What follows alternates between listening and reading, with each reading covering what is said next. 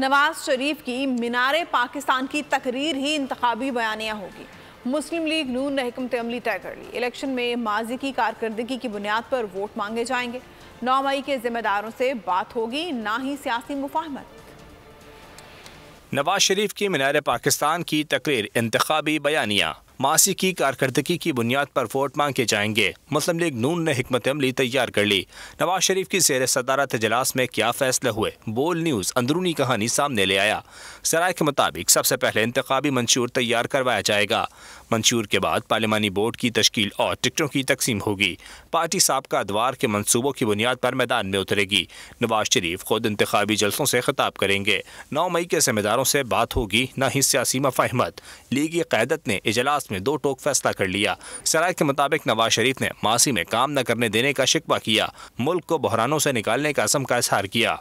कहा, पहले गुलाम इसाक फिर मुशर्रफ ने काम नहीं करने दिया। तीसरी बारी के दौरान धरने करवाए गए। मुझे जबरदस्ती निकाला गया। हमें काम करने दिया जाता तो आज पाकिस्तान दुनिया की 20 बड़ी मईशतों में शुमार होता।